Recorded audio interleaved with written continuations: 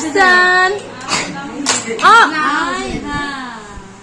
Hello everyone, আসসালামু আলাইকুম। এশা সেশনসের brand new ভিডিওতে আপনাদের সকলকে স্বাগত জানাচ্ছি। কে কোথা থেকে আমার ভিডিওটা আজকে দেখছেন অবশ্যই কমেন্ট করে জানিয়ে যাবেন। এটা ছিল গত উইকেন্ডের একটা ভিডিও। সেদিন আমি বড় আপুর বাসায় যাব এবং বহুদিন পরে যাচ্ছি দেখে আগের দিন রাতে আমার একটুও ভালো ঘুম হয়নি। মানে সারা রাত এক্সাইটেড ছিলাম কখন সকাল হবে আর কখন যাব। তো সকাল সকাল চলে গিয়েছিলাম স্টেশনে এবং গিয়ে টিকিট না পেয়ে বাস দিয়ে চলে গিয়েছিলাম। এবং আমাদের চৌরাস্তায় যেয়ে দেখি বাচ্চারা এগুলো কী কী যে এঁকে রেখেছে, আমি দেখে পুরাই অবাক। আসলে এই জিনিসগুলো আমি দেখব সেটা আমি কখনো কল্পনাও করিনি।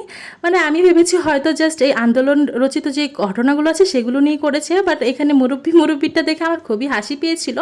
তো এরপরে চলে গিয়েছিলাম মিষ্টির দোকানে, কিছু মিষ্টি এবং খাবার নিয়ে আমরা চলে গিয়েছিলাম ডিরেক্ট আপুর বাসায়। যেয়ে দেখি আপুর বাসায় তো পুরো প্রিপারেশন শুরু হয়ে গেছে, রান্নাদানার পুরো দমে।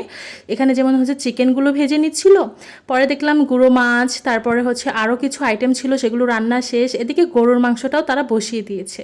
আর যেহেতু আমরা অনেক সকালে নাস্তা না করেই বেরিয়ে গিয়েছিলাম, তাই আপুর বাসায় গিয়ে নাস্তা করেছিলাম। তারপরে ভাইয়া কিছু চকলেটস নিয়ে এসেছিলো, সেগুলোই খাচ্ছিলাম।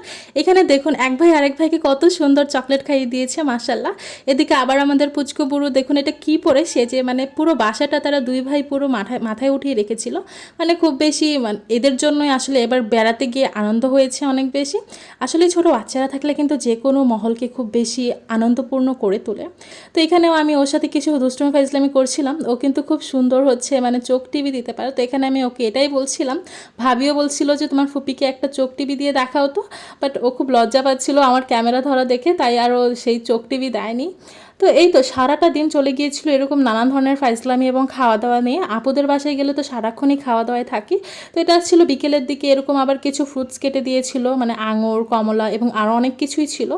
এবং পরে কিন্তু পুরিও আনা হয়েছে এবং অনেক ধরনের ভাজা পোড়াও ছিল, সেগুলো আসলে আর রেকর্ড করা হয়নি। চাও খেয়েছিলাম। আসলে আমি কোনো প্রোগ্রামে গেলে বা কোনো বাসায় বেড়াতে গেলে আপুদের বা আমার শ্বশুরবাড়িতে গেলে তেমন একটা রেকর্ড করতে পারি না। আমার মনে হয় আমি যদি রেকর্ড করতে যাই তাহলে আমি সেই সিনটাকে বা সেই মোমেন্টটাকে এনজয় করতে পারবো না।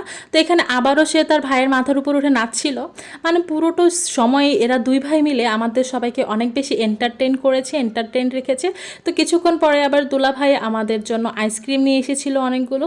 তো এখান থেকে আমি দুটো কোন আইসক্রিম নিয়ে নিলাম, একটা আপনাদের ভাইয়ের জন্য এবং একটা আমার জন্য। তারপরে তার জন্য নিয়ে রুমে চলে গেলাম খাইতে দেওয়ার জন্য তাকে। তো তারপরে এই যে এখানে এসে আবার রান্নাঘরে দেখে আপুরা রাতের প্রিপারেশন নিচ্ছে। রাতে আবার দুপুরে যা ছিল সেগুলোর সাথে করেছিল ইলিশ ভাজা এবং হচ্ছে আর একটা গুঁড়ো মাছের চচ্চড়ি।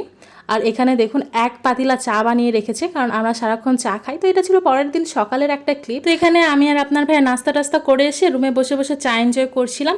তো এই ছিল ছোট্ট একটা ব্লগ আপুর বাসায় যাওয়ার। পরবর্তীতে আরও ভালো ব্লগ নিয়ে আপনাদের সাথে উপস্থিত। এ পর্যন্ত সবাই ভালো থাকবেন এবং আমার জন্য দোয়া করবেন। আল্লাহ হাফেজ।